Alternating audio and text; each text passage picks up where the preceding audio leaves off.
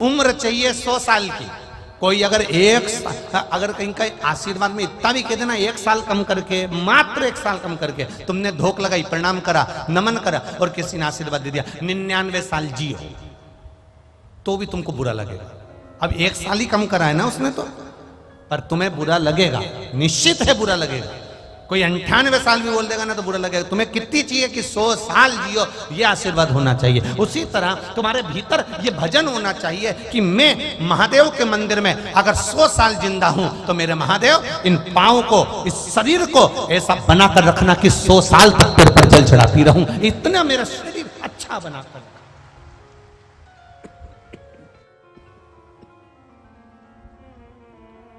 100 साल तक मैं आपके मंदिर आती रहूं।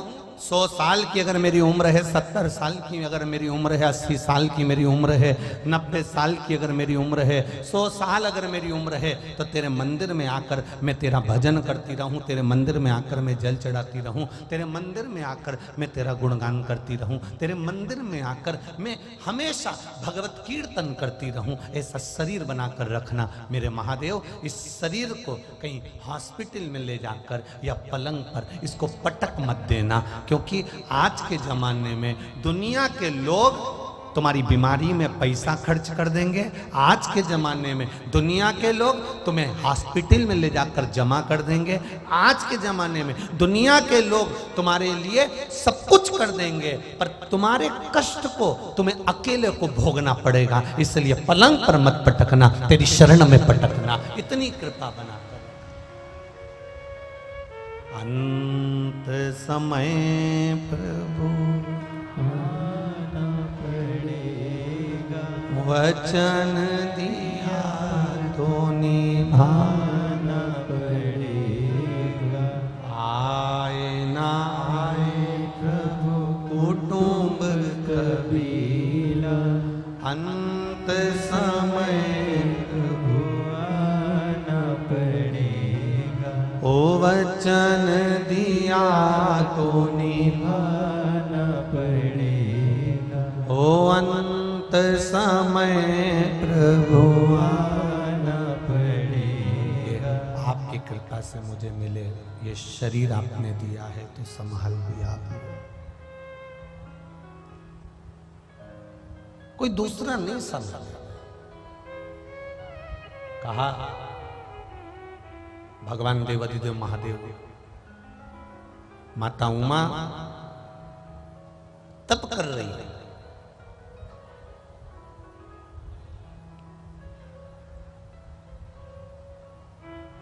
और माता उमा एक अंगूठे पर अपना पांव टिकाकर तप में लीन है, और तप में लीन होने पर देवाधिदेव महादेव ने आकर उनको दर्शन दिया। माता उमा को दर्शन दिया,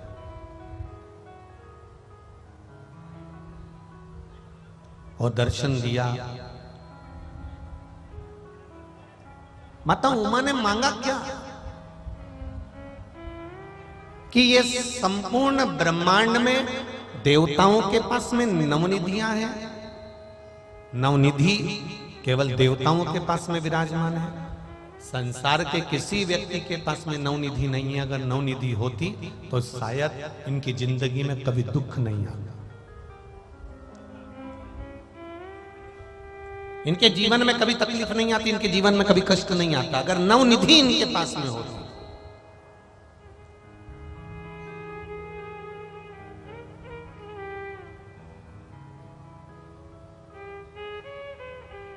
एक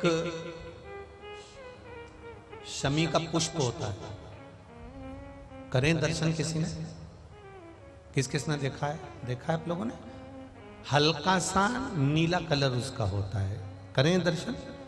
शमी का पुष्प, एक शमी का पुष्प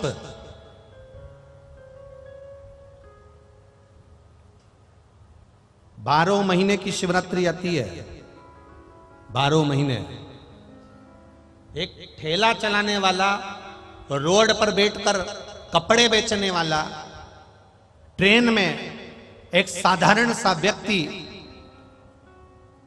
जो भिक्षा भी मांग रहा हो, ऐसा साधारण से साधारण व्यक्ति भी अगर शमी के पुष्प को 12 महीने जो शिवरात्रि आती है, उस शिवरात्रि पर बस शाम के समय पर प्रदोष काल में एक शमी का पुष्प यदि समर्पित करना चालू कर दे तो मेरा महादेव उसका हाथ पकड़कर उसकी उन्नति की ओर उसको अग्रण्य कर देता, नीचे आ ही नहीं सकता। पंच पुष्पों का व्याख्यान हमारे यहाँ शिव महापुराण करती है। कितने पुष्प? जम के बोलो जरा ऐसा, पंच पुष्प।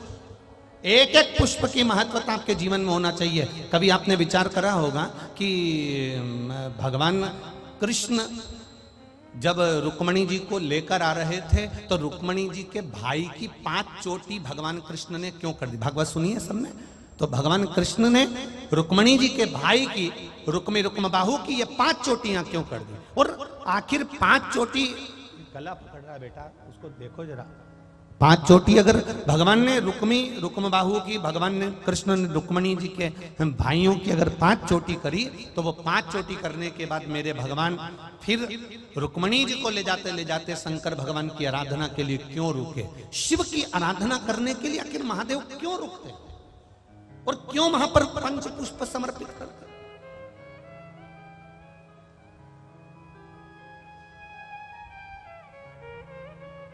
पांच पुष्प ऐसे हैं जो देवादिदेव महादेव को किस समय, किस घड़ी में और किस पल में समर्पित किए जाते हैं, जिससे मानव के जीवन में देवादिदेव महादेव का एक बार दर्शन हो जाए और उसकी करुणा प्राप्त हो जाए।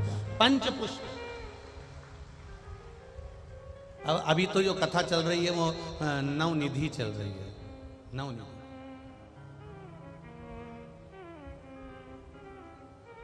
अभी जो कथा चल रही है ये नवनिधि शिव महापुराण की कथा चल रही है।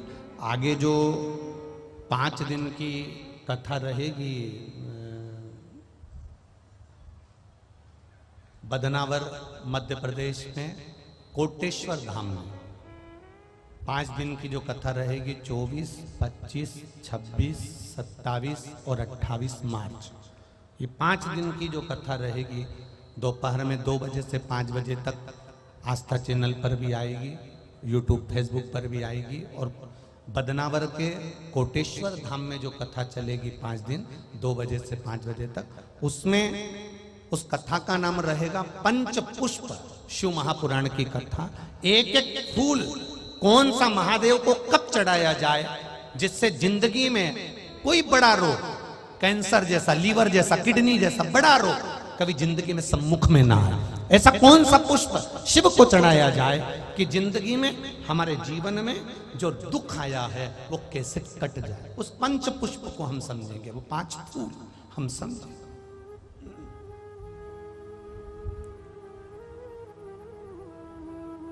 और हम प्रयास भी करेंगे कि कथा के बीच में 5 दिन जिन पंच पुष्प के महत्व को समझाया जाए, वो 5 फूल आपको आस्था चैनल के माध्यम से दर्शन भी कराए जाएं कि वो फूल कौन सा है जो शिव को चाहिए। हम प्रयास करेंगे पूरा हो। अगर वहाँ कोटेश्वर में और उधर बदनावर साइड में अगर वो पुष्प मिल गए तो हम आपको आस्था चैनल के माध्यम से दर्शन भी कराएं कि वो कौन से पुष्प हैं पंच,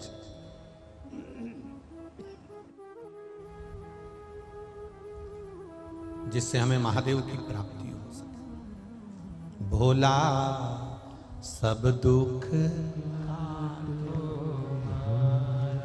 ओ भोला सब दुख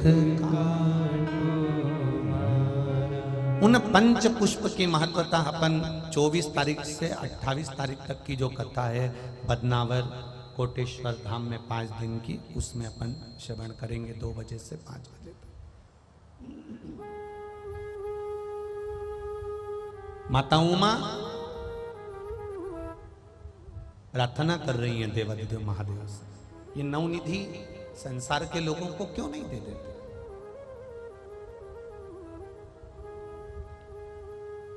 इनको देते क्यों नहीं?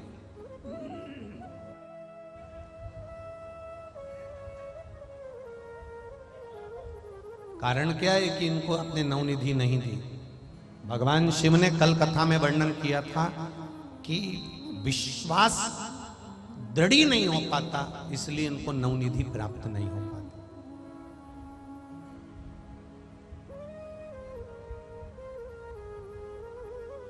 माताजी उमा भगवान महेश से बात करते करते करते करते करते करते भगवान महेश भगवान शिव ओझल हो जाते हैं।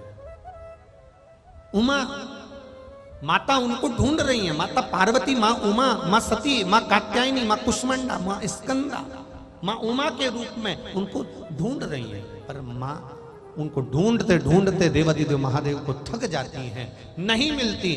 जब महादेव नहीं मिलते तब माता उमा स्थिर होकर अपने नैनों से जल बहाती रहती हैं, अपने नैनों से अश्रु बहा रही होती हैं। और अश्रु बहाते बहाते बहाते बहाते तभी उसी समय पर श्री तुमरुका जी का आगमन होता।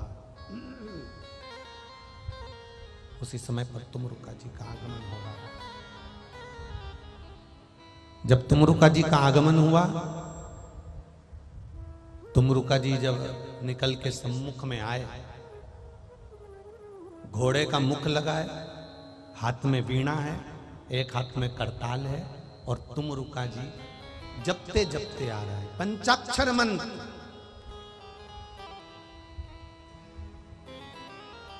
पंचाक्षर नमः शिवाय, ओम नमः शिवाय, नमः शिवाय, ओम नमः शिवाय। जपते जपते आ और पहुंचे माता उमा के पास।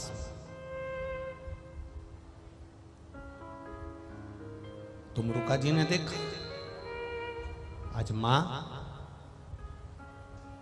आप आंखों से आंसू बहा रही हो, नैनों से जल बहा रही हो, आप रो रही हो। मां आपके रोने का कारण क्या है? क्यों रो रही हो आप? आपके रोने का कारण क्या है? जरा ध्यान से सुनना। ग्रेटर नोएडा के जितने भक्त लोग यहां आए हैं कथा सुनने के लिए, चूकना नहीं चाहिए कथा।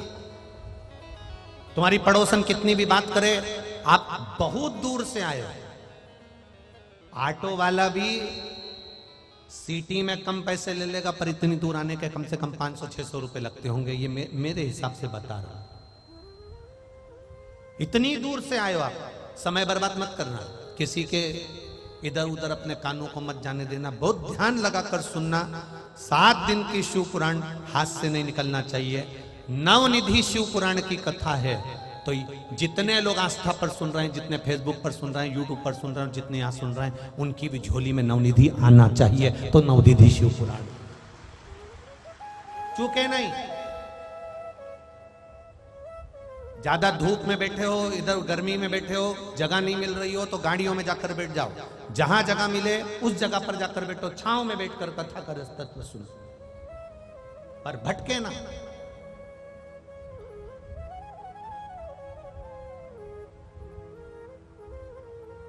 क्यों रो रही हो माता उमा? तुम्हारे रोने का कारण क्या है?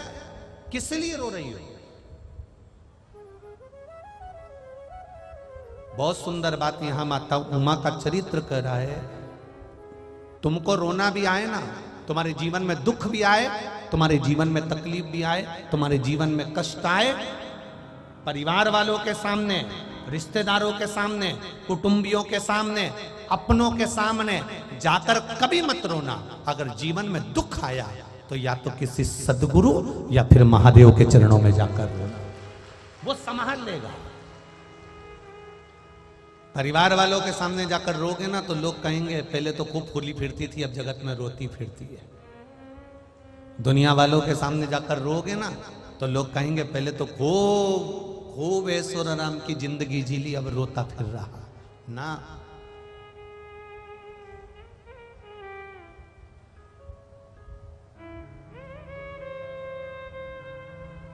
जो जिंदगी भर तुम्हारा पाँव खींच खींच के तुमको नीचे लाते हैं, वही एक दिन अर्थी में बांध कर तुम्हें शमशान ले जाते हैं, कोई दूसरा नहीं ले जाने वाला।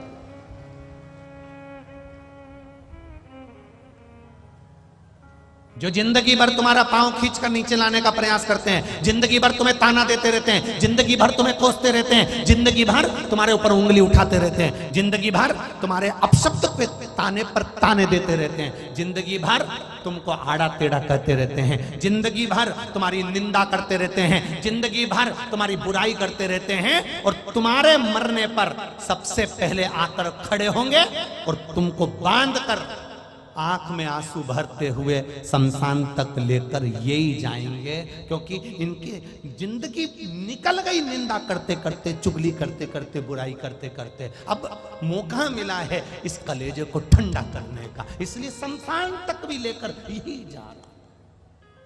तो किसके आगे रोए हम, किसके आगे रोएंगे? एक बेटी कहती है मेरे को दुख आता है तो मैं अपने मायके में जाकर रोती हूं। तुम्हारे पिताजी ने, तुम्हारी माताजी ने तुम्हारा कन्यादान कर दिया, कन्यादान कर दिया।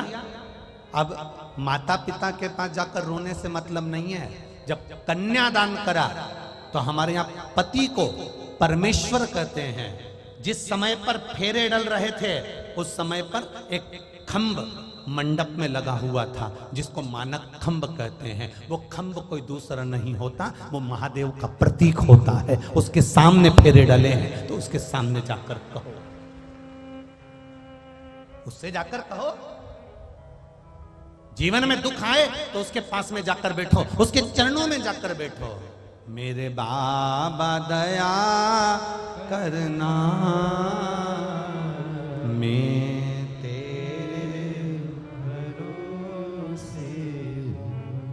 मेरे शंभु दया करना, मैं तेरे भरोसे हूँ। ना घर के भरोसे हूँ, ना परिवार के भरोसे हूँ, ना घर के ना परिवार के भरोसे। मेरे बाबा दया करना, मैं तेरे भरोसे हूँ। मेरे शंभु दया करना,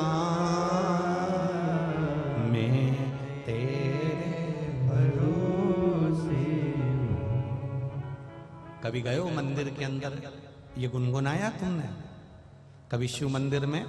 कभी जाकर जब तुम्हारे हृदय को थोड़ी सी चोट लगी हो, कहीं ठेस पहुंच गई हो, एक पत्र आया, पत्र ज्यादा है हम पढ़ नहीं पाए हैं, वो एक आध पत्र बता दो।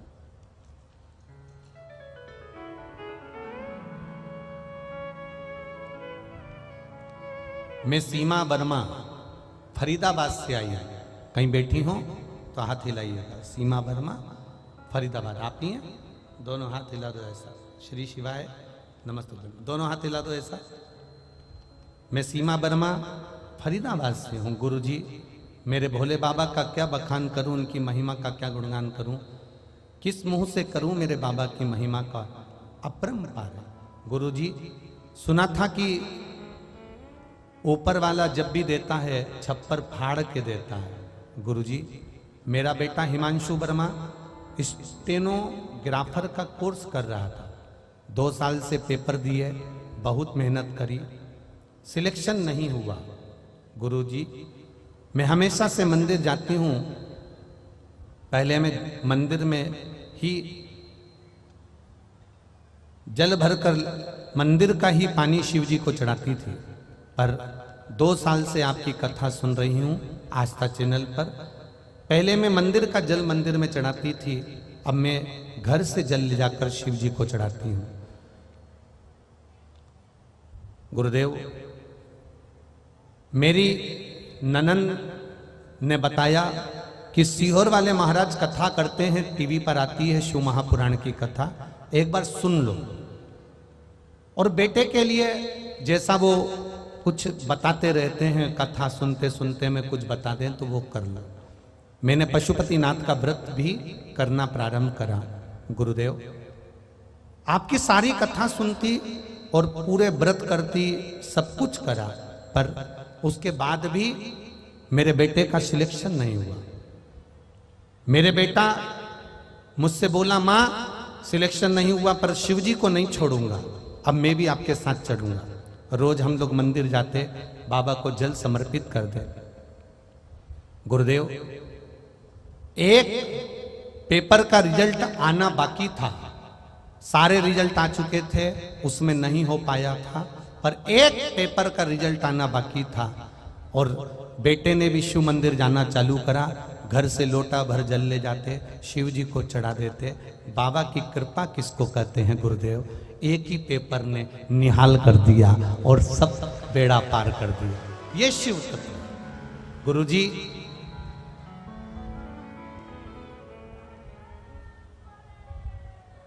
बेटे को निहाल तो करा, साथ में इतना नाम चला दिया, इतना नाम चला दिया कि अखबार तकों में भी मेरे बेटे का नाम चलता रहा। ये शिव तत्व है।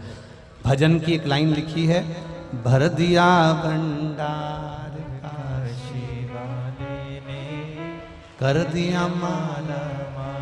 एक भजन की लाइन आपने लिखी, बहुत बहुत साधुवाद है। बैठिए। हर हर महादेव। शिव तत्व इसी को कहते हैं, ओघड़ी का तत्व इसी को कहते हैं। अब करो भजन उसका, अब करो स्मरण उसका, पीछा मत छोड़ना। वो बहन ने जब पेपर में पास नहीं हुआ, रिजल्ट नहीं निकल पाया, आखिरी में मन से हताश हो गई, पर बेटे ने कह दिया शिव का दरवाजा नहीं छोड़ेंगे, कहीं दूसरी जगह भटकेंगे नहीं। पकड़ कर रखा, विश्वास और दृढ़ हुआ, तो जो एक पेपर बचा था उसी में बाबा ने निकाल कर आगे कर दिया। शिव तत्व है। परखेगा, परखने में पीछे नहीं हटेगा, परखे।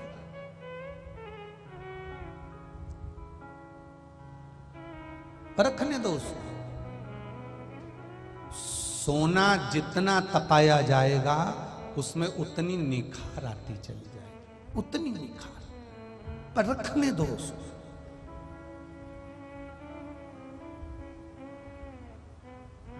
एक शमी का फूल हमारी जिंदगी को बदल सकता है, तो क्या एक लोटा जल हमारे जीवन को नहीं संवार सकता? और वो शमी का फूल तो हम केवल शिवरात्रि के शिवरात्रि चढ़ा, 5 पुष्प हैं जिसको हमें समझना है। भले अभी कथा नवनिधि चल रही है, पर वो 5 दिन की जो नवरात्रि में कथा होने वाली है, 5 दिन की जो कोटेश्वर में कथा, उसमें आप जरूर सुनना। 5 फूल, वो कौन कौन से फूल हैं जिनकी महत्वता हमारे शास्त्र करते हैं, उन पुष्प को समझ। पंच पुष्प शिव महापुराण कथा, उसको सुन। और जो 4 अप्रैल से 10 अप्रैल तक उज्जैन महाकाल की नगरी मां छिपरा की गोद में जो कथा होने वाली है 4 अप्रैल से 10 अप्रैल, वो विक्रमादित्य शिव महापुराण की कथा होगी, उसका स्मरण। बाबा महाकाल राजा की नगरी, बाबा का दर्शन, मां छिपरा की गोद, हर सिद्धि का दर्शन, काल भैरव का दर्शन, 84 महादेव का दर्शन आनंद से करो और शिव तत्व को धारण करो, शिव भक्ति करो।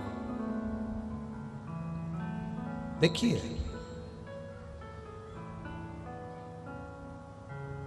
तुमरुका जी ने पूछ लिया, आप क्यों रो रहे हो? आपके रोने का कारण क्या है?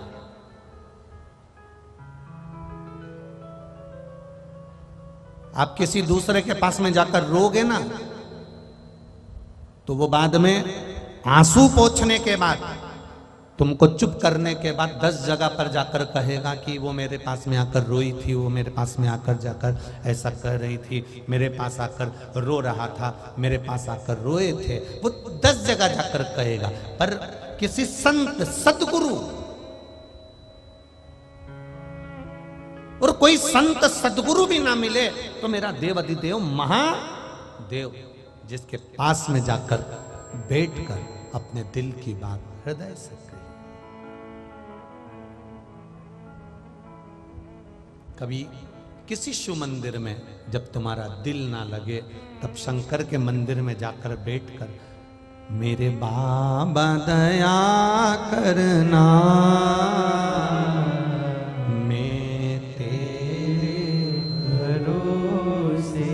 किसी शिव मंदिर में बैठकर एक बार गुनगुनाना दिल से, हृदय से, दिखावे से नहीं,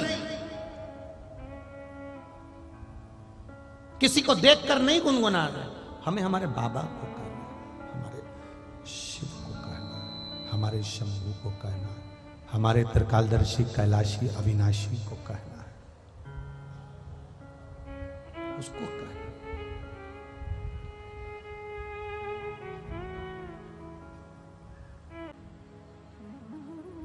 अपने दिल की बात माता उमा तुमरुका जी से करें। कभी कभी कभी जब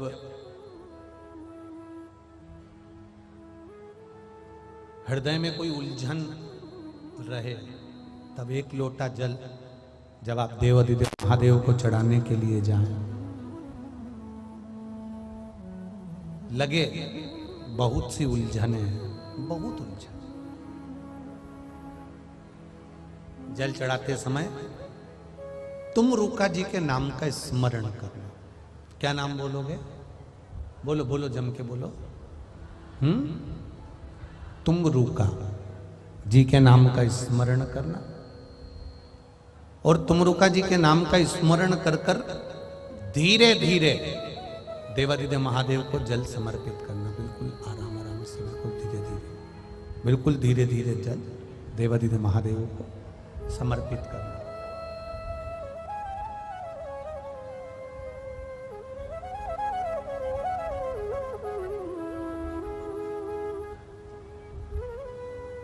बस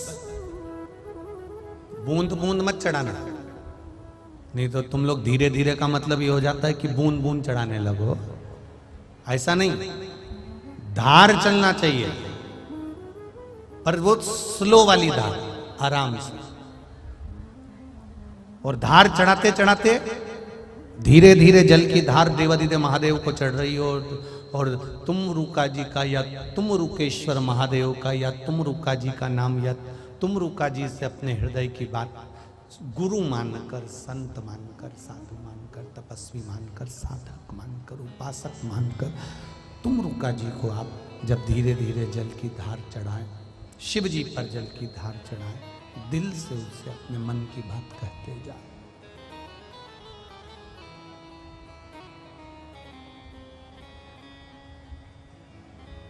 जल चढ़ाया हुआ, आप आते हो तो थोड़ा सा जल लेकर आते हो घर, बोलो जम के बोलो जरा, लाते हो ना? उसी में से जो तुमने अपने मन की बात कहकर तुमरुका जी से, शिव जी से, एक जो शिव के प्रबल सेवक हैं, जो शंकर के परम उपासक हैं, जो शिव के दिन रात गुणगान करने वाले, ऐसे तुमरुका जी का नाम लेकर जो तुमने जल चढ़ाया है, वो जल चढ़ाकर उसका थोड़ा सा भाग लाकर अपने दरवाजे के चारों तरफ उसको छींटना या आचमन करना। 1 घंटा, 1.5 घंटा, 2 घंटे जो तुम्हारे हृदय में बेचैनी सी लग रही थी, कुछ उलझन सी लग रही थी, मेरा तुमरुका बाबा मेरे महादेव को अपने दिल की बात कह देता है और उलझन सुलझा देता है। तुमरुका शंभु शरणे पड़ी मांगू घड़ी रे घड़ी,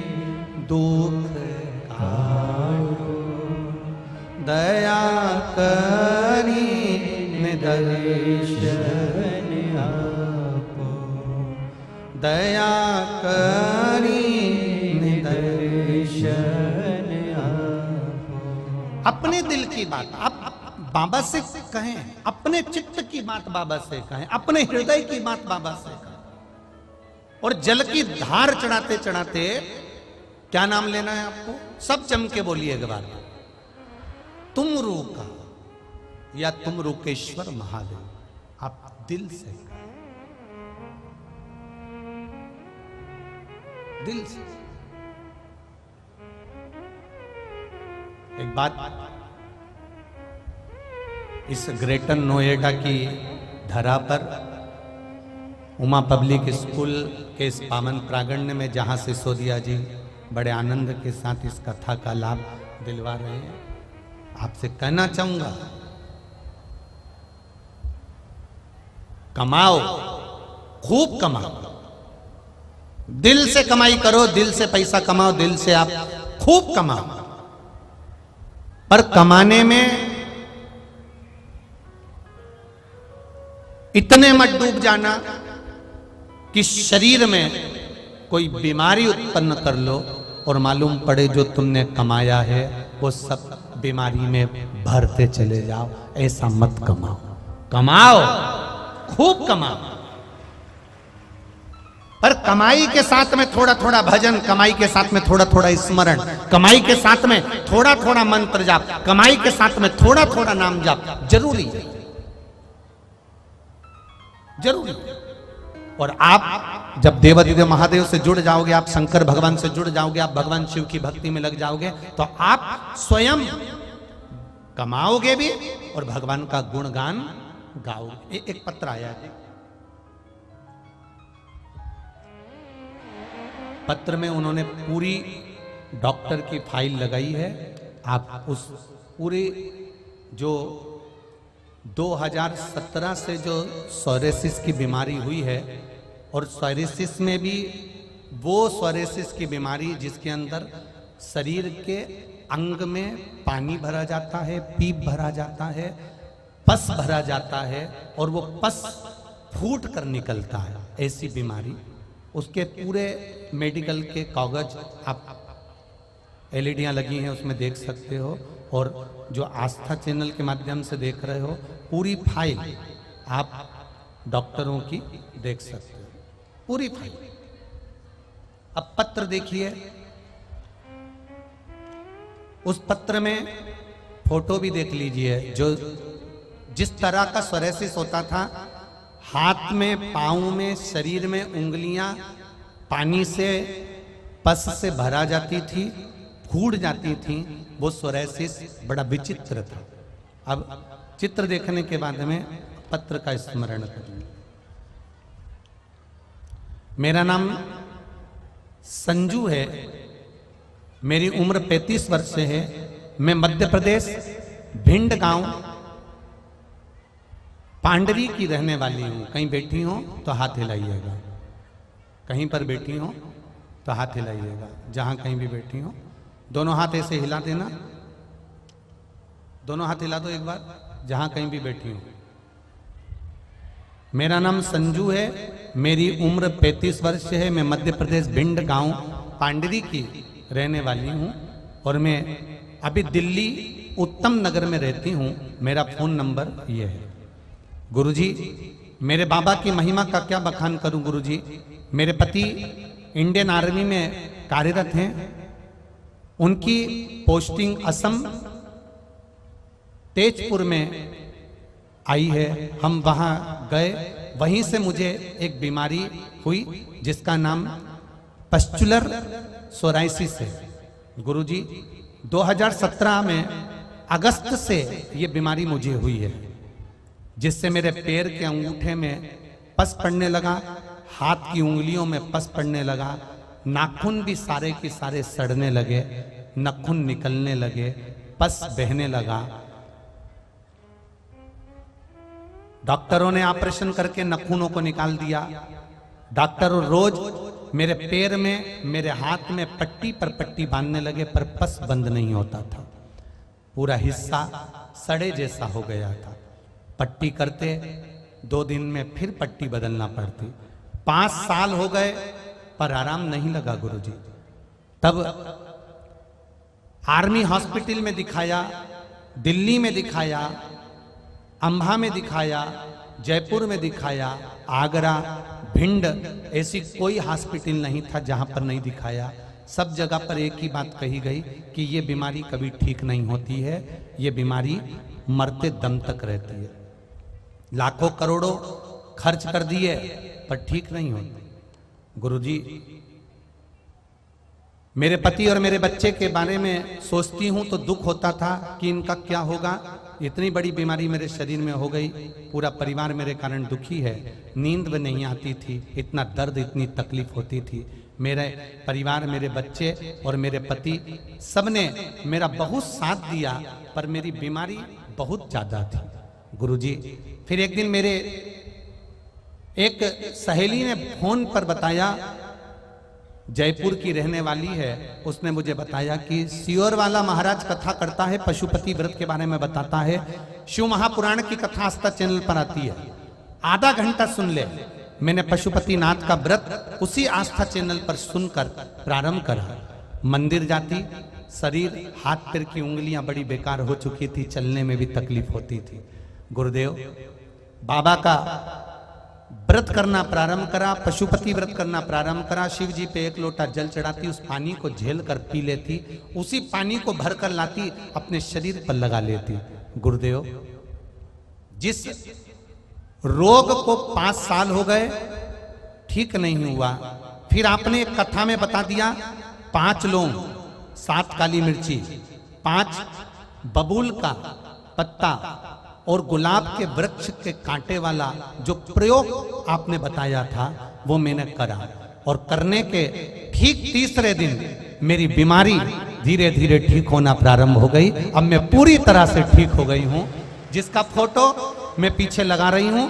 पहले मेरे जो हाथ थे उन हाथ का फोटो लगा रही हूं, जो बीमार थे, जो शरीर जैसा था, और जब मेरा हाथ ठीक हो गए, मेरे पांव ठीक हो गए, अब मैं उसके फोटो लगा रही हूं। मेरे डॉक्टरों की पूरी फाइल भेज रही हूं, कम से कम 100 से 150 पेज की ये फाइल है गुरुदेव, जो डॉक्टरों को दिखाया था, जिन्होंने कहा था कभी ठीक नहीं हो सकते। सारे एक्सरे, कम से कम 20 से 25 एक्सरे हैं, और पूरी फाइल है जो डॉक्टरों ने कहा था कभी ठीक नहीं हो सकते। गुरुदेव, मेरे बाबा को नमन करने आई हूं, मैं पूरी ठीक हो गई हूं। ये मेरा शिव है, औखड़ी शिव तत्व, उसको जानना। तेरी कृपा बिना न हिले एक भी अणु, लेते हैं श्वास तेरी कृपा से तनु तनु। आप सुन रहे हो, आप बहुत दूर दूर से कथा श्रवण करने के लिए आए हो। आप आस्था चैनल पर 3 घंटा बैठकर कथा सुन रहे हो। आप यूट्यूब पर, फेसबुक पर अपना खुद का पैसा खर्च कर कर, खुद का बैलेंस खर्च कर कर आप 2 घंटे की शिव महापुराण की कथा सुन रहे हो।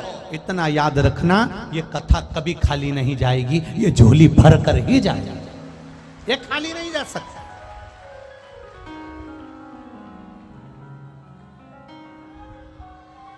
ये कथा कभी खाली नहीं जाती।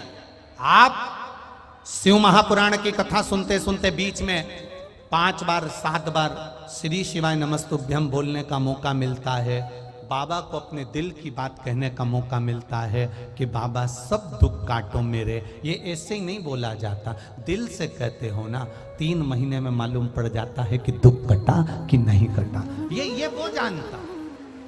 आप आस्था चैनल पर सुन रहे हो, आप फेसबुक यूट्यूब पर सुन रहे हो, आपकी मर्जी पड़े जहां बैठकर सुनो, पर दिल से कथा सुनना। 2 घंटे की कथा, 2.5 घंटे की कथा, 15 मिनट की भी कथा सुनो, 5 मिनट भी अगर शिव महापुराण की कथा तुम्हारे चैनल पर आ रही है, ढूंढ कर। कई माताएं तो लिखती है हमारा मन नहीं लगता अगर कथा नहीं आती है तो, हमको पगले हो गए, बावरे हो गए, कथा नहीं आती तो चैन नहीं मिलता। ऐसा ये शिव तत्व तुम्हारे भीतर जागृत हो गया, शंकर तुम्हारे भीतर बैठ गया। तुमने अकेले पशुपति व्रत नहीं करा, एक एक माताओं ने 25-25 को बताया होगा कि पशुपति व्रत कर तेरा काम हो जाएगा। कर व्रत, कर पूजन, चढ़ा एक लोटा जल, कर भगवान शिव का गुणगान। तेरी भक्ति तुझे परमात्मा से मिलाकर रहेगी, ये विश्वास दृढ़। तुम रुका जी का नाम लेकर एक लोटा जल जब हम शिव जी को चढ़ा रहे हैं,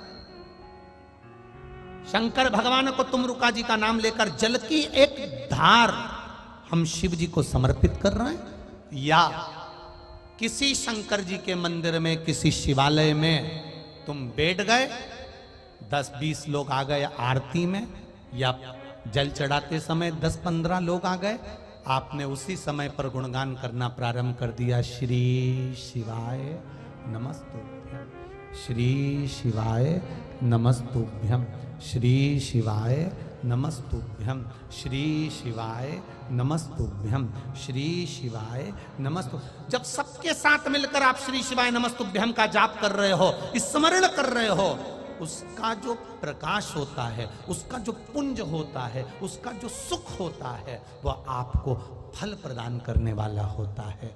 यहाँ लाखों लोग एक साथ मंत्र का जाप करते हैं तो वो करोड़ों करोड़ों गुना हो जाता है, उसका फल भी हमें तुरंत प्राप्त हो जाता है जब वो करोड़ों गुना हो।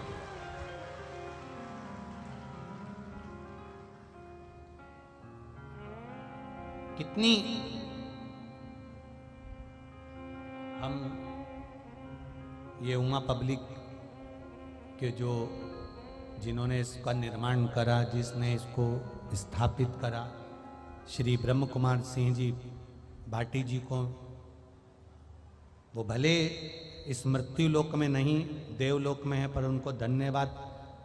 और बाबा की कृपा कितनी होगी कि उनकी भूमि पर ये कथा कहाँ हो रही थी, सिसोदिया जी 62 नंबर में, और वहाँ से चलती चलती चलती चलती चलती चलती ये कथा यहाँ पहुँची, तो कोई उनका पुण्य होगा जिसके कारण पुण्य होगा।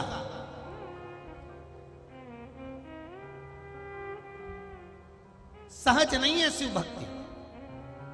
माता उमा ने तुमरुका जी से अपने दिल की बात कह दी। तुमरुका जी ने पूछा, मां क्या हो गया, आप रो क्यों रही हो, आपकी आंखों में आंसू क्यों है, आपके नैन जल से क्यों बह गए, किस लिए, क्यों रो रही, किस लिए? उमा माता ने कहा, जो नवनिधि सुरेश, महेश, दिनेश, ब्रह्मा, जलदेव, वायुदेव, वरुण देव, यमदेव, जिनके पास में नवनिधियां हैं, ये नवनिधि ये मृत्यु लोक के मनुष्य को नहीं देते। मैंने भी संकल्प लिया है कि मनुष्य को नवनिधि मिले, उसके लिए मैं ये तप कर रहा हूं। पर महादेव तो मुझे वर नहीं दिए, भगवान महेश तो मेरे को आशीर्वाद नहीं दिए नवनिधि का, और चले गए। अब मैं पुकार रही हूं तो मिलते भी नहीं है। अब आप बताओ कि मैं करूं क्या, क्या करूं, किस जगह पर मैं जाऊं,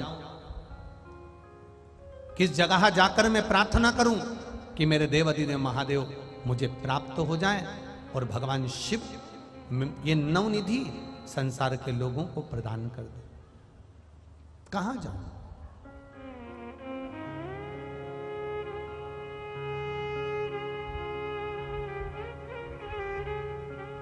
तुमरुका जी ने स्थान बताया, काशी से दक्षिण में गंगा बहकर निकल रही है। आप वहीं पर कुछ देर बैठकर शिव का गुणगान करोगे तो भगवान शंकर आकर वर जरूर देंगे, आएंगे। करो वहां पर गुणगान। माता उमा देव अधिदेव महादेव का नाम लेकर तुमरुका जी से निवेदन कर कर, तुमरुका जी के शब्द सुनकर कोई ज्ञान देने वाला मिले, शिव भक्ति को प्रदान करने वाला मिले। शंकर भगवान खुद आकर आपको मार्ग नहीं बताते, शिव किसी को जन्म दे देते हैं पृथ्वी पर जो आपको मार्ग बता देगा, उस पर चल लिए तो निकल भगे। वो आएगा, बताएगा। मेरा महादेव नहीं आएगा, पर मेरे महादेव किसी ना किसी को भेज देगा और तुम्हारा मार्ग बता देगा।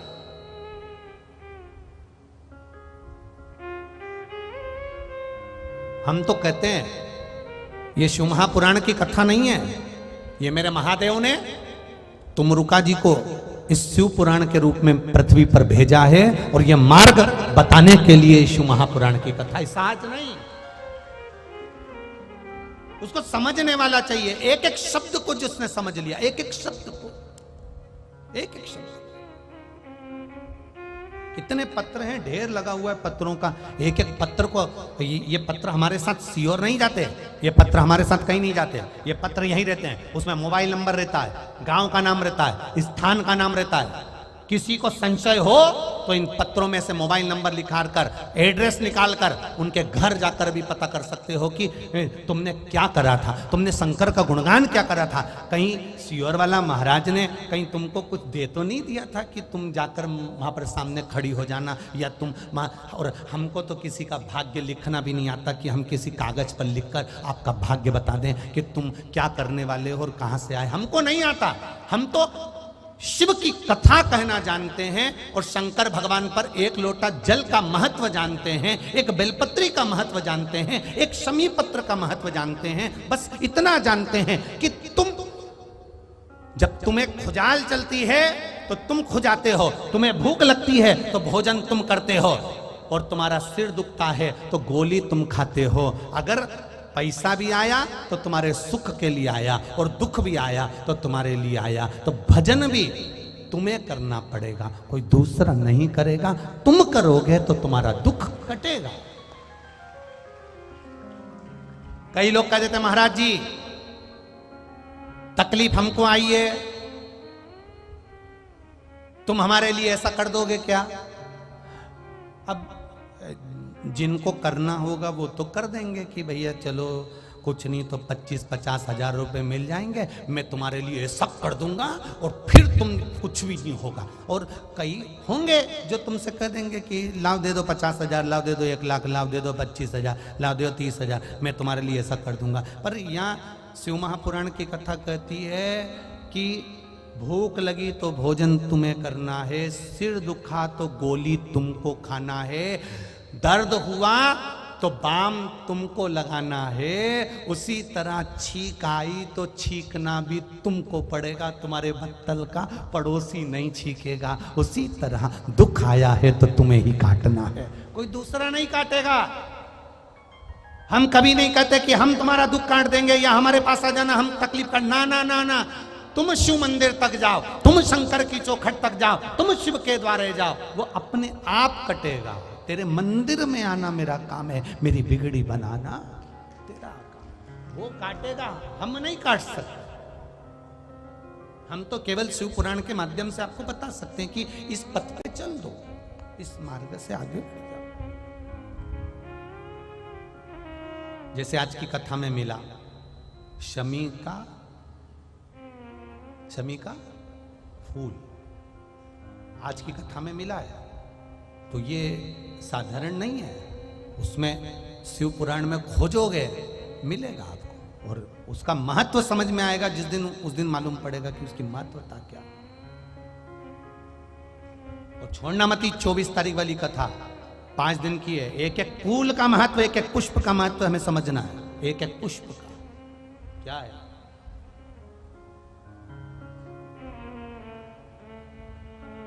शिव तत्व को जानने का मौका मिला है। शिव तत्व पहुंच गए और मां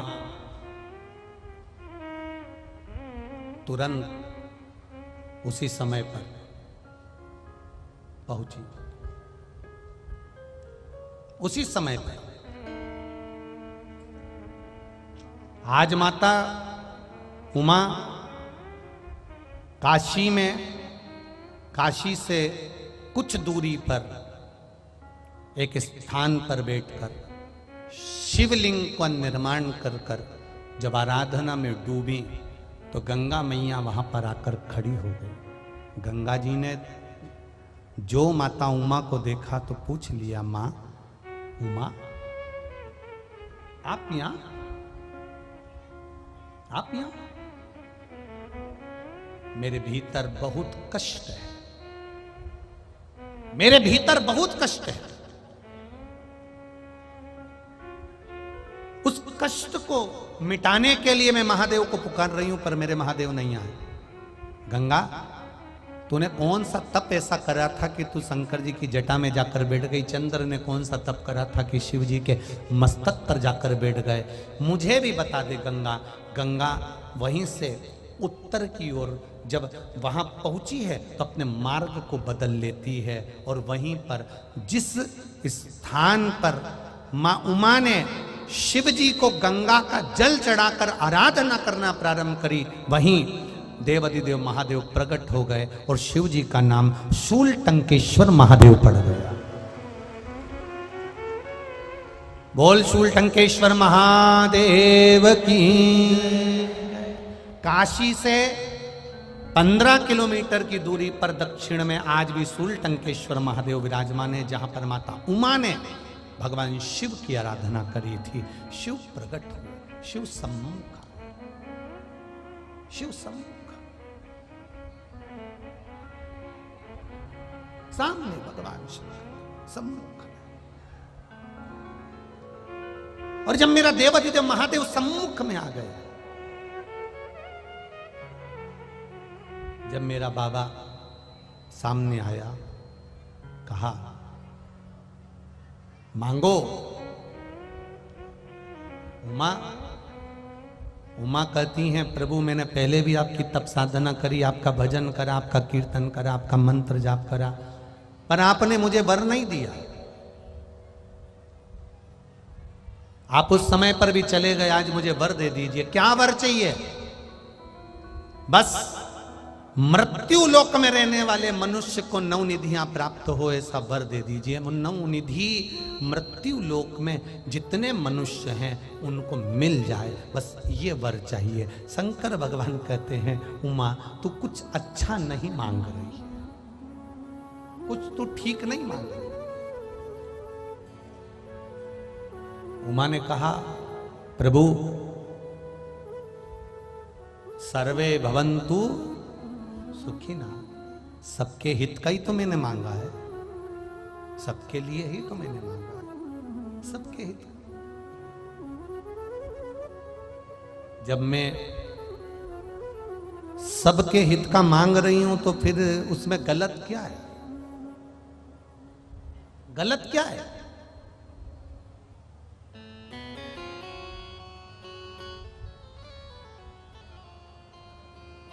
जो नारी सबको भोजन परोसने से पहले रसोई घर में अपने लिए सब्जी अलग से बचा कर रख लेती है, उस घर में कभी बरकत नहीं टिक पाती है, ये याद रखना। जो नारी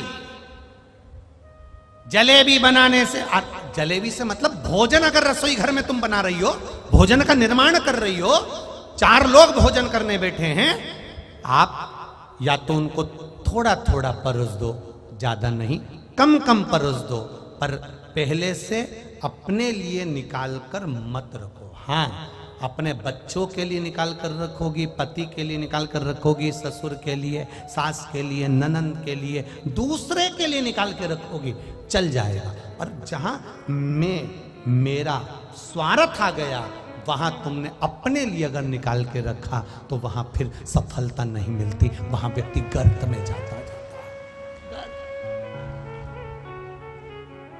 अब आज का जमाना बड़ा विचित्र है। पिज्जा बुलवाया और वो कौन सी होती है, मीन चाउमीन है, और वो कोई कह रहा था, गुरुजी एक हंसी की बात में कहीं कहीं पूछने में आ जाता है। एक वो हमारे साथ में वो सावन पंडित जी रहते हैं ना, तो सावन पंडित जी एकदम दुबरे पतरे, तो एक बार हमने सावन महाराज जी से बात करते करते हमने पूछ लिया, क्यों रे डॉक्टर को दिखाओ, इतने दुबले पतले हो, किस चीज की कमी है तेरे शरीर में जो इतना दुबला होते चले जा रहा है? तो वो कहता गुरुजी डॉक्टर को दिखाया था, वो बोल रहा था तुम्हारे शरीर में पानी पूरी की कमी है।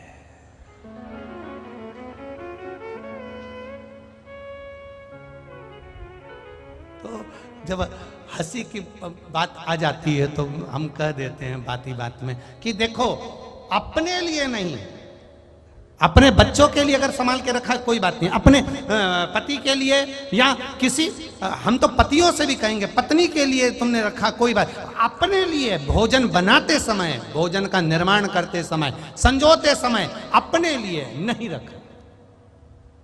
एक बहुत बड़ी बात कहना चाहेंगे,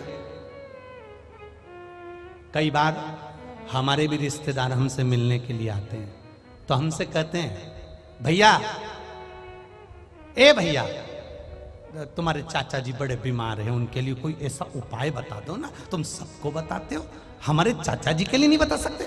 हम उनसे एक ही बात कहते हैं, शिव पुराण कहती है खुद के लिए बचा कर रखा होता तो कब के नरक में गिर गए होते। जो है शिव पुराण का वो सबके लिए है।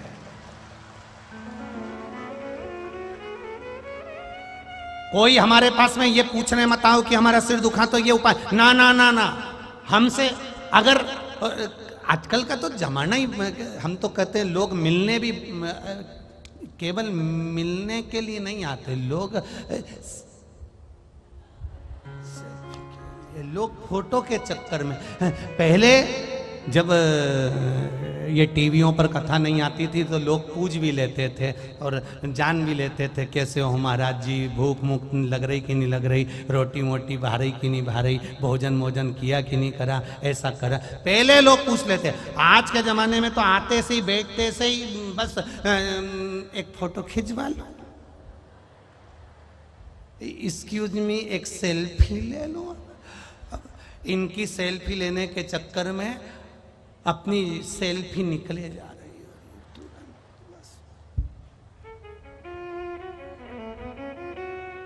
अब ईमानदारी से बोलो, अभी गोवर्धन जी गए थे, गिरिराज जी की परिक्रमा में बेड़ई मिलती है, बोलते जाओ बोलते जाओ, कचौड़ी मिलती है, बोलते जाओ, पेड़ा मिलता है, एक से बढ़कर एक, कितनी ब्रज में दुकानें मिलती है, चाट की ने, इसकी ने, उसकी ने, उसकी, सब खाते रहे और अपन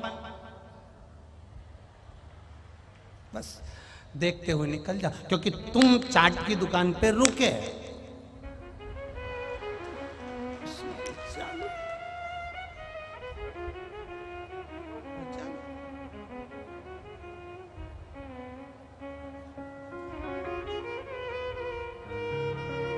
अब शिव महापुराण की कथा कर रही है, आप अपने लिए आपको नहीं सोचना, आपको अपने लिए नहीं सोचना, आपको अपने लिए सब्जी बचा कर नहीं रखना, आपको अपने लिए सामान बचा कर नहीं रखना, आपको अपने लिए लड्डू पेड़ा बचा कर नहीं रखना, आपको अपने लिए कुछ संजो कर नहीं रखना। आप दूसरे के लिए जब करोगे तो महादेव आपके लिए करना प्रारंभ कर देगा। आपके लिए करो, आप करके देखिए, आप लगे हो। अब बड़ा विचित्र जमाना हो गया। आज के जमाने में सबसे पहले अगर कोई चीज बनी तो पहले निकाल के, बाद में कम पड़ गई तो अपने लिए रख लो। अब तुमने अपने लिए सोच लिया ना तो वो फिर सुख नहीं देगा, उसमें फिर आनंद की अनुभूति नहीं होगी। तुम दूसरे के लिए करो, सर्वे भवन्तु सुखी, अब दूसरे करो। शिव पुराण कह रहे, भगवान शंकर का संवाद कर रहा है। शूल टंकेश्वर भगवान प्रकट हो गए और शूल टंकेश्वर भगवान प्रकट होकर काशी से 15 किलोमीटर की दूरी दक्षिण में, जहां पर भगवान महेश की आराधना मां उमा ने करी और शूल टंकेश्वर महादेव वहां पर विराजमान होते हैं। कहते हैं उमा मांग तुझे क्या चाहिए। उमा कहती है ये संसार के लोगों को नवनिधियां दे दीजिए। शिव जी कहते हैं उमा तुम गलत मांग रही हो, मैं कैसे दे दूं नवनिधि इनको, कैसे दे दूं मैं इनको नवनिधि, आप गलत मांग रही हो उमा। उमा जब तक विश्वास नहीं जागेगा तब तक नवनिधि इनके भीतर आ नहीं सकती। तो आप नवनिधि क्यों नहीं दे देते? शंकर भगवान ने कहा सुनो उमा, जिस समय पर अष्ट सिद्धि नवनिधि प्रकट हुई थी, उन नवनिधियों ने, अष्ट सिद्धियों ने देवताओं से प्रार्थना करी थी कि आप हमको ऐसी जगह मत भेज देना जहां जाकर हम दुखी हो जाएं। गाय, बेटी और लक्ष्मी,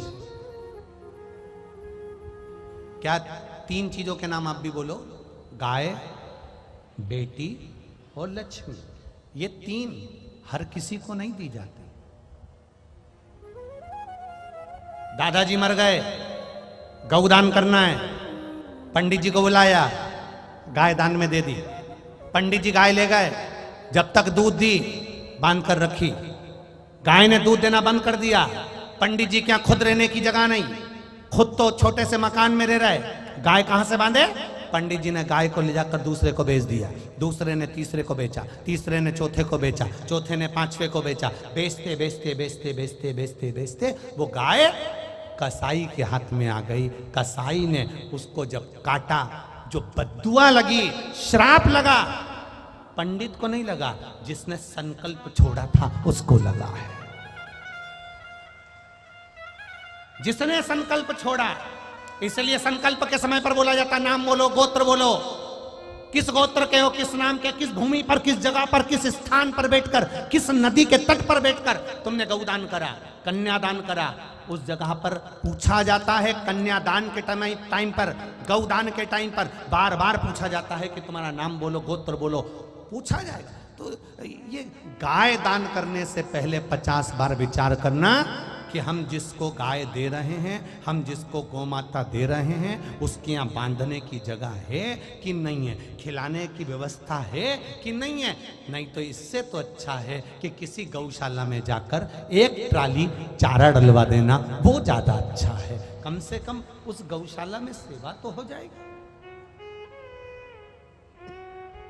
किसी गौशाला में जाइए, एक गाड़ी भरकर चारा पहुंचा दीजिए, किसी गौशाला।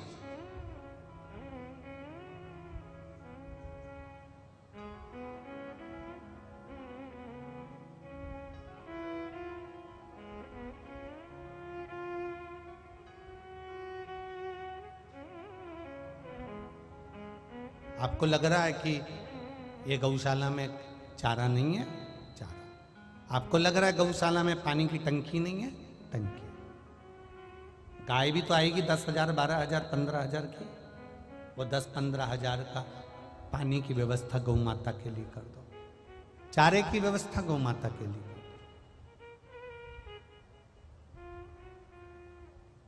दो। गाय ली, दादाजी के नाम से दी, कसाई की आंख कट गई तो दुख होगा।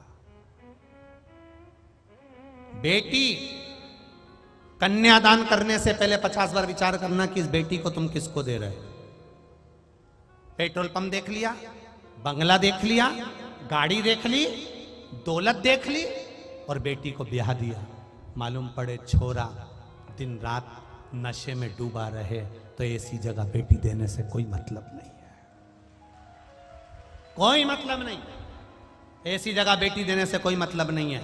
लड़का नशे में डूबा हुआ है, लड़का कहीं ना कहीं मित्र दोस्त में रात रात भर जाता फिर रहा है, और तुम्हारी बेटी को एक मीठा शब्द, वो पेट्रोल पंप, वो गाड़ी, वो बंगला किस काम का तुम्हारा, वो किस काम का? गाय दान करने से पहले 50 बार विचार करो और कन्यादान करने से पहले 50 बार विचार करो। जिस लड़के के साथ लड़की को ब्याह रहे हो वो तुम्हारी लड़की को सम्मान करेगा कि नहीं करेगा, मान सम्मान देगा कि नहीं देगा। लड़की को दौलत नहीं चाहिए, लड़के की मीठी वाणी चाहिए। जिसके साथ वो शादी कर कर जा रही है, अगर वो पति प्रेम की वाणी बोल ले, मीठी वाणी बोल ले, थोड़ा सा आदर कर ले, सम्मान कर ले, जरा जरा सी बात में चिल्ला के ना दौड़े।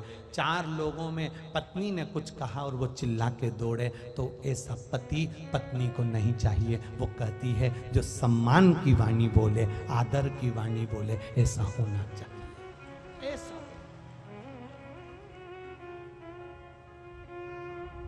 गाय देने से पहले 50 बार विचार करो, बेटी देने से पहले 50 बार विचार करो, और लक्ष्मी पैसा देने से पहले 50 बार विचार करो कि पैसा सही जगह दे रहे हो कि नहीं दे रहे। किसी ऐसे ये दिल्ली में जरा घूमो, चौराहे चौराहे पर कांच बजाते हैं, बोलो देखें कि नहीं देखे तुमने? कांच बजाते गाड़ी का, भैया देना, बजा बजा कर वो दरवाजे पर खड़े होके तुमसे 2 रुपया 10 रुपया 50 रुपया लेकर चले जाते हैं।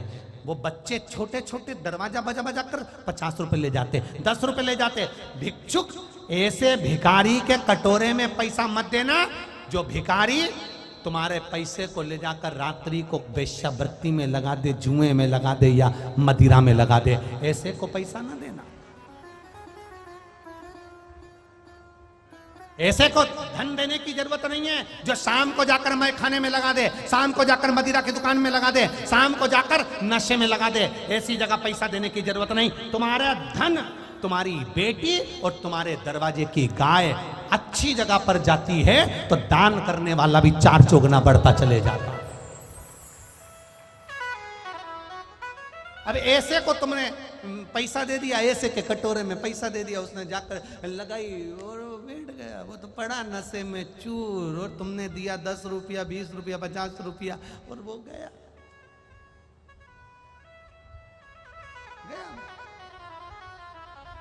ट्रेन के अंदर छोटे छोटे बच्चे आते हैं, अपना कपड़ा उतारते हैं, झाड़ू लगाने लगते हैं, तुम्हें दया आ जाती है, तुम उसने अपना शर्ट उतारा, पोछा लगाया ट्रेन में, तुमने 10-20 रुपए दे दिए, 5 रुपए 1 रुपया तुमने उसको दे दिया।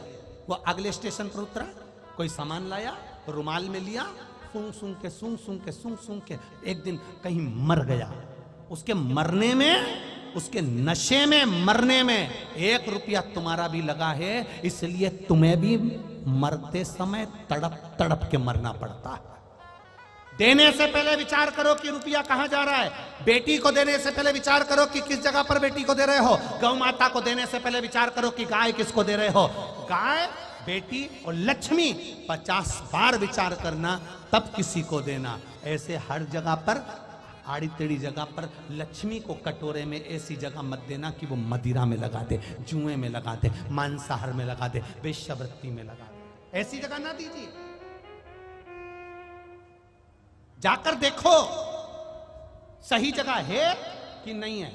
हम तो आपको भी कहते हैं, अगर कुबेरेश्वर धाम के लिए आपने कुछ दिया है, सीहोर गौशाला के लिए कुछ दिया है, वृद्धाश्रम के लिए कुछ दिया है, सीहोर के मंदिर निर्माण के लिए कुछ दिया है, तो पहले आपने दिया है तो एक बार मौका मिले तो कुबेरेश्वर धाम आकर देखो कि वो तुम्हारा दिया गया 1 रुपया सही जगह लग रहा है कि नहीं लग रहा। सही जगह वो लग रहा है कि नहीं लग रहा, वहां आकर देखो एक बार कि तुमने जो 1 रुपया लगाया, 10-10 हजार 5-5 हजार 20-20 हजार लोग रोज प्रतिदिन के भोजन करते हैं, तो भोजन में लग रहा कि नहीं लग रहा। गौ माता चारा खा रही कि नहीं खा रही, पानी पी रही कि नहीं पी रही, तुम्हारा पैसा दिया तो मंदिर निर्माण में लग रहा कि नहीं लग रहा। आकर तो देखो एक बार। देने से पहले विचार करिए कि किस जगह दे रहे हो। नहीं तो आज के जमाने में लोगों ने केवल धर्म को धंधा बनाने का प्रयास करा है और बर्बाद करने का प्रयास करा है। वहां बचना है हमको, उससे बचना है हमको। गाय, बेटी और लक्ष्मी 50 जगह पहले विचार करना, 50 बार कि दूं कि ना दूं, दूं कि ना दूं। सही हो तो दो, नहीं हो बिल्कुल मत, बिल्कुल मत।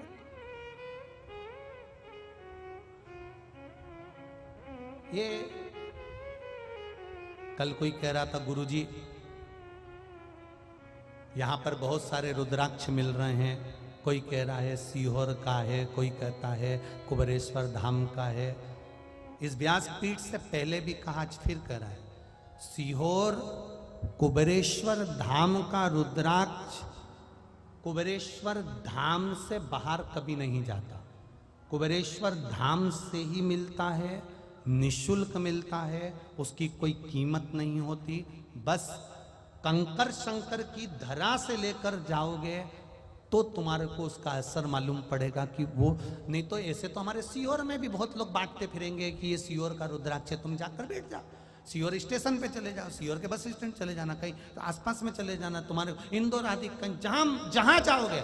आजकल तो जगह जगह जहां कथा होती है, और कथाकारों ने भी विचार करा कि कथा हो रही है तो अपन यहां पर भी रुद्राक्ष बांट दो, दुनिया में मिलेगा, दुनिया में बिकेगा, दुनिया में बटेगा।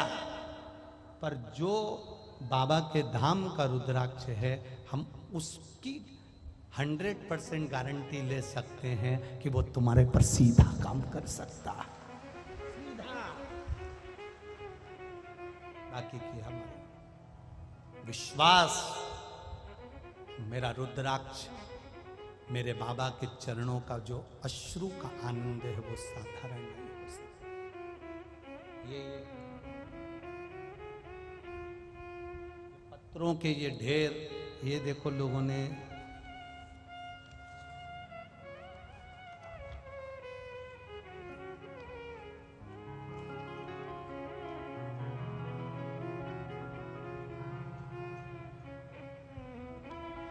इनमें लिखा है पंकज गोयल,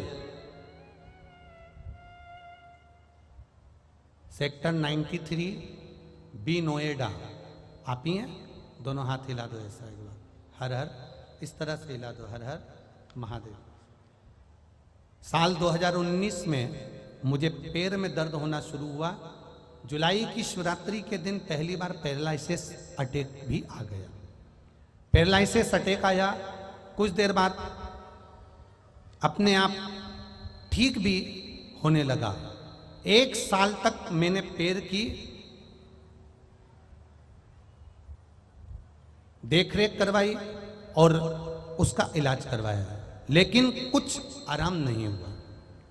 साल 2020 फरवरी में अचानक पैर में बहुत दर्द उठा, तो मैंने डॉक्टर को दिखाया, तो उसने बताया कि आपके लेफ्ट साइड के कूल्हे की हड्डी बिल्कुल गल चुकी है, पैर की नस से खून का दौरा बिल्कुल बंद हो चुका है। डॉक्टर ने बोला दूसरा हिप्स लगाना पड़ेगा, कूल्हे की हड्डी बदलना पड़ेगी, पूरी खराब हो चुकी है, 20% काम कर रही है।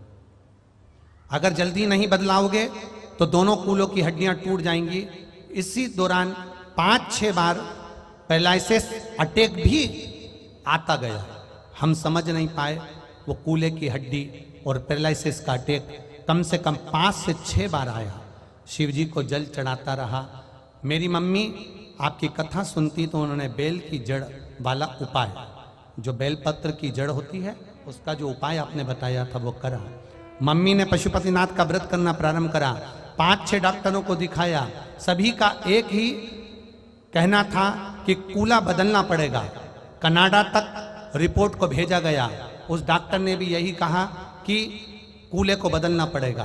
तभी एक डॉक्टर ऐसा मिला जिसने मुझे बाबा की कृपा से कह दिया कि तुम चिंता मत करो, तुम्हारी कूल्हे की हड्डी ठीक हो जाएगी।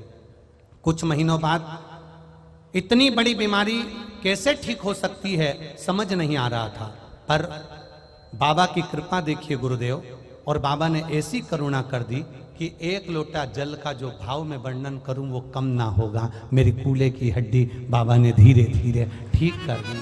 सारी रिपोर्ट लगा रहा हूं डॉक्टरों की, उस रिपोर्ट के साथ में एक्सरे भी लगा रहा हूं।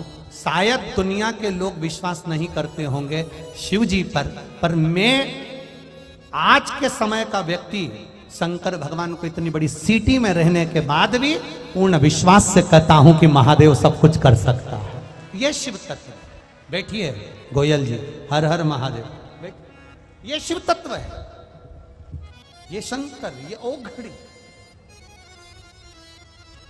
ये उसकी करुणा, उसकी कृपा। 6 बार जिसको पैरालिसिस अटैक आ गया हो, एक बार पैरालिसिस का अटैक आता है तो आदमी उठ नहीं पाता है।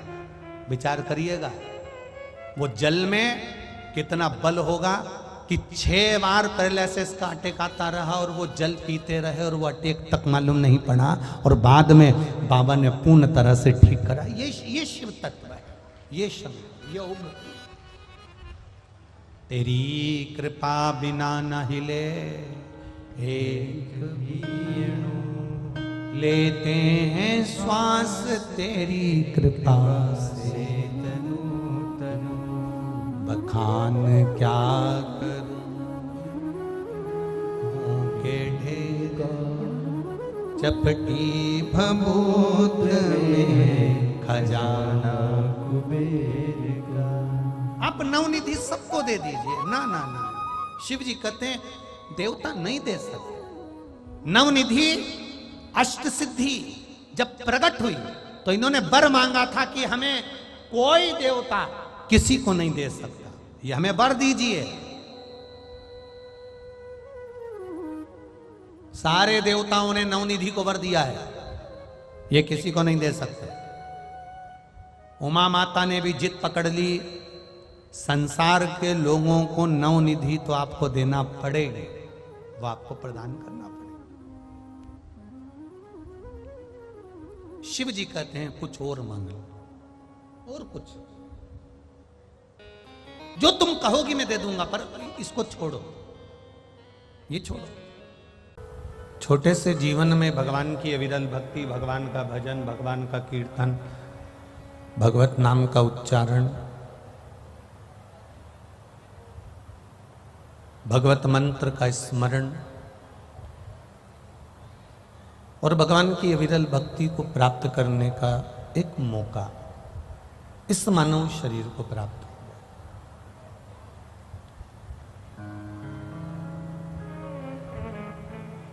तेरी कृपा बिना न हिले एक भी अणु, लेते हैं सांस तेरी कृपा से। प्रेशर बढ़ा के रखो, प्रेशर। बखान क्या करूं मैं राखों के ढेर का, चपटी बबूत में खजाना कुबेर का। हे गंगधार मुक्ति द्वार ओमकार तू, भोले ओमकार तू। आयो शरण तिहार शंभु तार तार। भगवान को केवल तन के माध्यम से, शरीर के माध्यम से परमात्मा को नहीं पुकारना।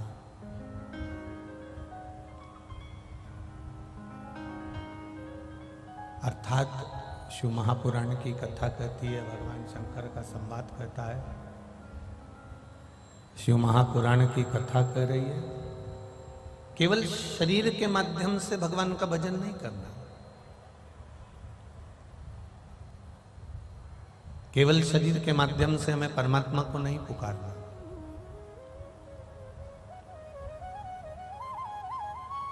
हमें परमात्मा का अगर भजन करना है तो भीतर से, अपनी चित्त वृत्ति से, अपने मन से, अपनी बुद्धि से और अपने इस हृदय से भगवान शिव की भक्ति को धारण करना।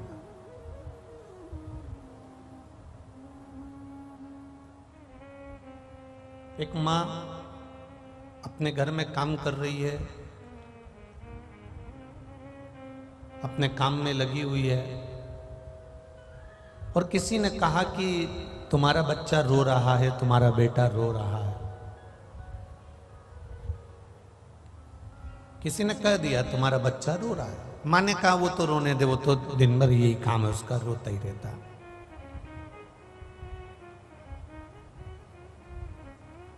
फिर किसी ने आके कहा कि तुम्हारा बच्चा रो रहा है, तुम्हारा बच्चा रो रहा है।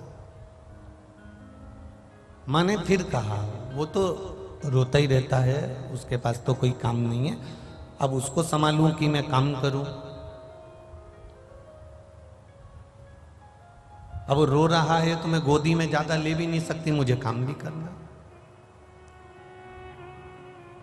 एक बच्चा रो रहा है, मां से कहा गया कि तुम्हारा बेटा रो रहा है, तो भी मां उसको गोदी में इसलिए नहीं रह रही क्योंकि उसको काम करना है, बहुत सारे काम में लगे रहना।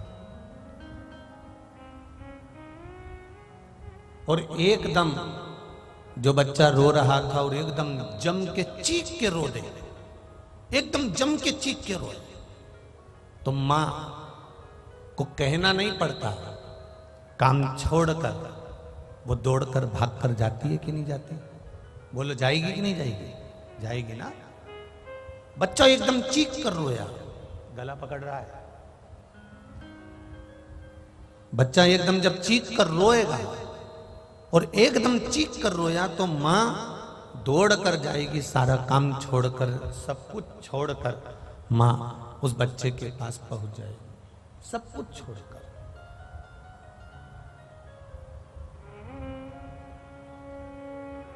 उसी तरह बच्चा पहले रोया, बच्चा रो रहा है तो मां ने ध्यान नहीं दिया। बच्चा रोया तो मां ने ध्यान नहीं दिया।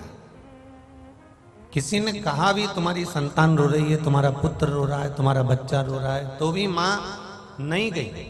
पर जब बच्चा चीख कर रोया तो मां दौड़कर सारा काम छोड़कर उसके पास चली जाती है। उसी तरह आप भगवान को रोज पुकार रहे हो, प्रभु आइए, एक लोटा जल रोज चढ़ा रहे हो, रोज भगवान की आराधना कर रहे हो, रोज भगवान का भजन कर रहे हो। क्यों?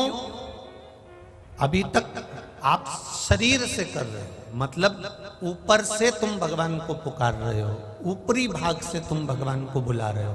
जैसे बच्चा रो रहा है, मां नहीं जा रही, पर जिस दिन भीतर से, दिल से आपने एक बार उसको पुकार लिया, तो जैसे मां अपने बच्चे के लिए दौड़कर आती है, वैसे ही मेरा महादेव आपके लिए दौड़कर आता है।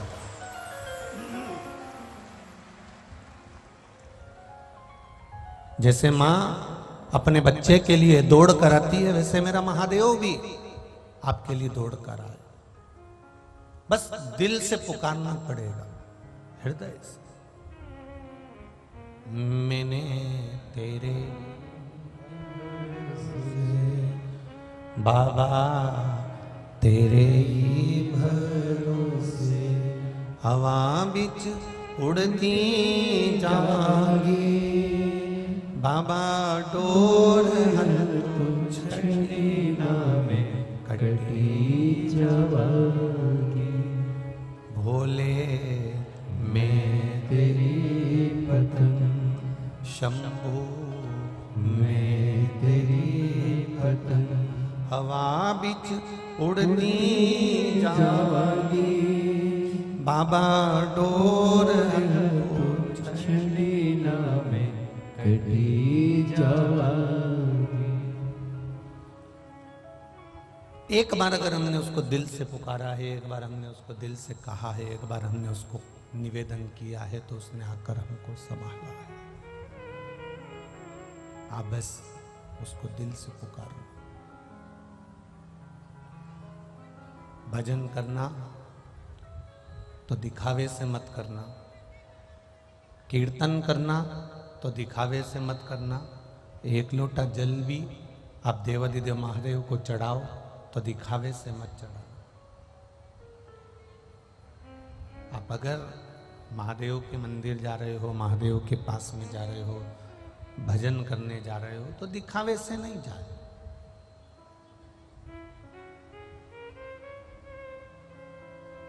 जल छल से मत चढ़ा। शिव जी को जल चढ़ाना तो छल विहीन चढ़ाइए, छल से हटकर।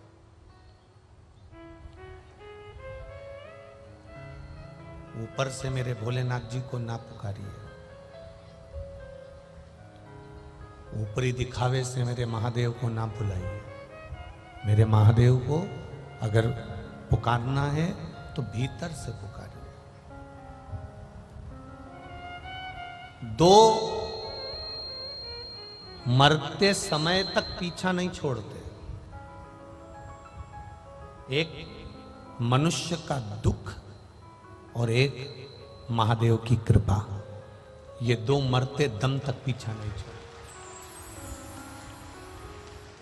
दुनिया का कोई व्यक्ति आपसे आकर कह दे कि मेरे पास आकर बैठ जाना, तुमको दुख नहीं आने दूंगा, तकलीफ नहीं आने दूंगा, कष्ट नहीं आने दूंगा, बीमारी नहीं आने दूंगा, रोग नहीं आने दूंगा, तुम्हें कष्ट नहीं आने दूंगा, तो आप विश्वास मत मानना।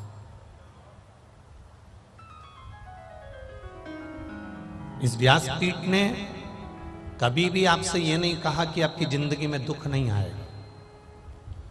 पूर्व में जो हम कर्म कर कर, अरे ये बढ़ाई है ना भाई अंदर से, पूर्व में जो हम कर्म कर कर आए हैं, पूर्व में जो हमने कर्म किया है उसका भोग हमको भोगना ही पड़ेगा।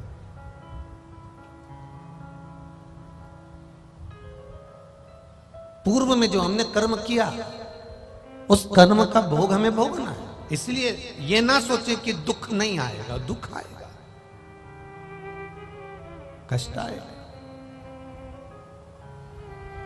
और मरते दम तक दुख आपका पीछा नहीं छोड़ेगा।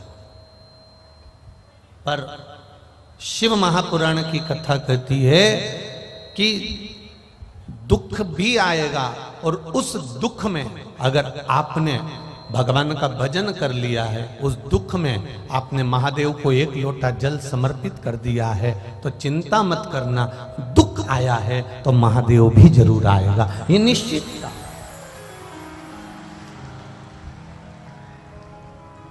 अगर दुख आ भी गया है, दुख सम्मुख में आ भी गया है, तो महादेव की कृपा भी होगी, ये निश्चित है। बस तुम्हारा विश्वास, तुम्हारा भरोसा, तुम्हारी दृढ़ता, ये मूल होना चाहिए।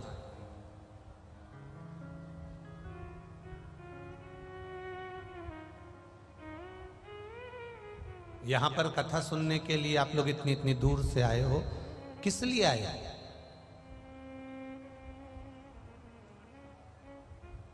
कोई तुमसे पूछे कि यहां पर आने का कारण क्या है, क्यों तुम ये इस पावन धरा पर आकर क्यों कथा सुन रहे हो, कोई आपसे पूछे, केवल आस्था चैनल पर कथा आ रही है या टीवी पर कथा चल रही है तो उसमें आपका हाथ हिलाने के लिए आए हो? अरे बोलो बोलो, जम के बोलो, नहीं आए ना? ऐसा चैनल पर हाथ हिलाने के लिए हम लोग नहीं आए। हमारा आने का कारण क्या है? केवल उस महादेव की भक्ति को और उसके विश्वास को हमें हृदय से पक्का करना है और उस महादेव का एक बार दर्शन करना है, इसलिए हम यहां पर।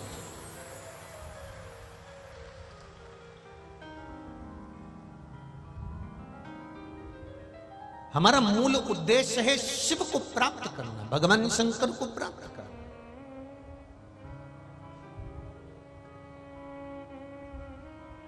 भाई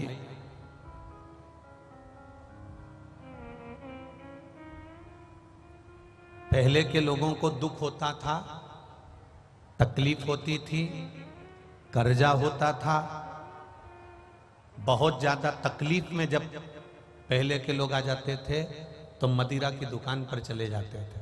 बोलो सही है कि गलत है? और मदिरा वाला उनके हाथ में एक मदिरा की बोतल पकड़ा देता था,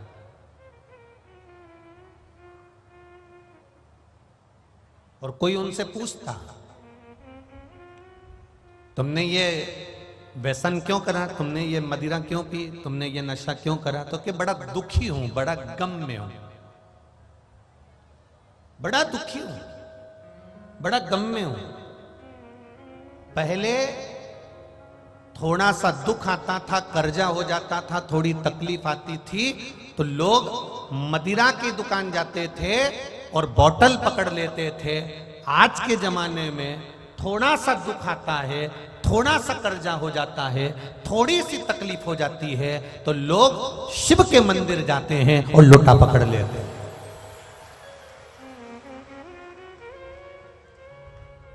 कई लोग कहते हैं पहले और आज में क्या अंतर है, हम उनसे इतना ही कहना चाहेंगे, पहले दुख आता था तो मदिरा की बोतल पकड़ते थे, आज दुख आता है तो मंदिर जाने के लिए जल का लोटा पकड़ते हैं, और उसमें डूबे तो परिवार और राख हो जाता है, और शिव भक्ति में डूबे तो परिवार निखल कर आगे बढ़ जाता है। ये शिव तत्व है, ये उघड़ी का तत्व है, ये शंकर की कथा है, ये उसका विश्वास, ये उसकी दृढ़ता है।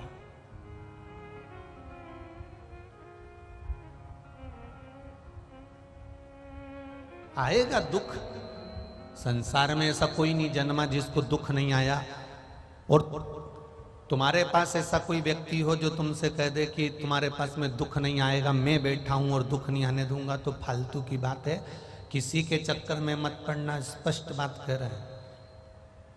सुन लो, ग्रेटर नोएडा के जितने भक्त लोग कथा सुनने आए हैं, और जितने लोग आस्था चैनल पर कथा सुन रहे हैं, और जितने फेसबुक यूट्यूब पर सुन रहे हो, अच्छे से सुन लेना, पुराने कर्म का भोग तुमको भोगना पड़ेगा, चाहे सियोर वाला महाराज हो, चाहे दुनिया का कोई महाराज हो, और चाहे आप हो, चाहे हम हो। हमने जो पूर्व में किया वो हमको नहीं मालूम, उसके कर्म का भोग भोगना पड़ेगा। सिर आपका दुखेगा, हमारा भी दुखेगा, पेट आपका दुखेगा, हमारा भी दुखेगा, हाथ हमारे दुखेंगे, तुम्हारे भी दुखेंगे, पांव हमारे दुखेंगे, तुम्हारे भी दुखेंगे। दुनिया में दुख सबको भोगना है, पर उस दुख का एक निवारण है, वो शंकर भगवान की अविरल भक्ति, शिव का शिवालय और एक लोटा जल हमारे कष्ट को थोड़ा कम कर देगा, हमारे दुख को थोड़ा कम।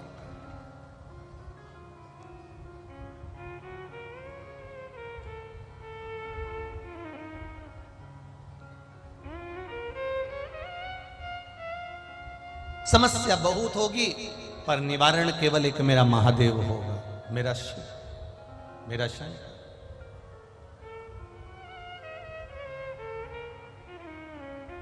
आदमी का काम है दुख देना, और महादेव का काम है दुख को मिटा देना। ये महादेव का काम। आप बहुत अच्छी जिंदगी जीने लगोगे, बहुत खुश की जिंदगी जीने लगोगे, बहुत सुख की जिंदगी जीने लगोगे, तो लोगों को अच्छा नहीं लगेगा, वो धीरे धीरे आपको कष्ट देने का प्रयास करेंगे, दुख देने का प्रयास करेंगे। आप उस दुख की घड़ी में भी अगर महादेव का भजन कर रहे हो, आप उस दुख की घड़ी में भी भगवान का भजन कर रहे हो, तो तुम्हारी जिंदगी सबसे सुंदर सार्थक होने वाली है। एलईडी चलाइए भाई, एलईडी ऑन चलाइए।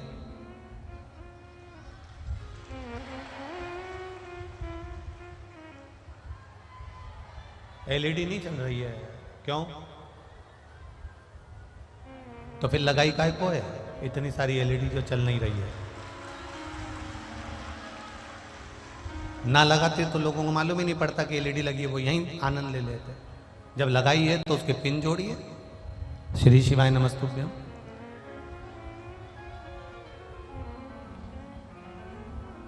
एक शिव भक्ति का मूल है, शिव भक्ति का इस्तेमाल।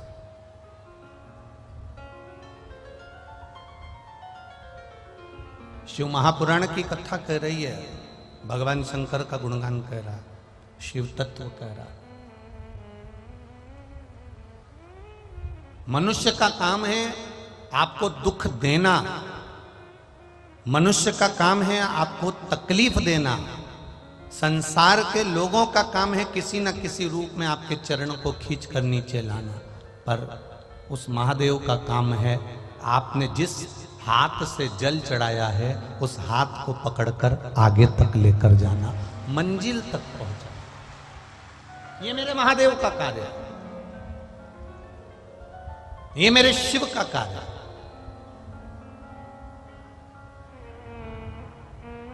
100 साल की उम्र यदि आपको चाहिए तो 100 साल का भजन भी तो होना चाहिए।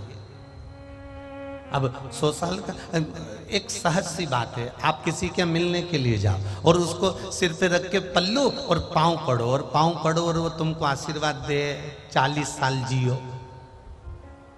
कितने साल? बोलो बोलो जम के, जब बोलो 40 साल जियो। तुम्हें अच्छा लगेगा कि बुरा लगेगा? अरे जम के बोलो जरा, बुरा लगेगा ना? तुम्हें आशीर्वाद कौन सा चाहिए? जम के बोलो जरा, 100 साल जियो। तो जैसे ही उसने बोला 100 साल जियो, तुम इतनी खुश हो जाओगी कि मुझे आशीर्वाद मिल गया 100 साल जीने का। और जैसे ही किसी के चरण छुए, प्रणाम करा, पांव पड़ा, किसी को नमन करा और किसी ने कह दिया 30 साल जियो,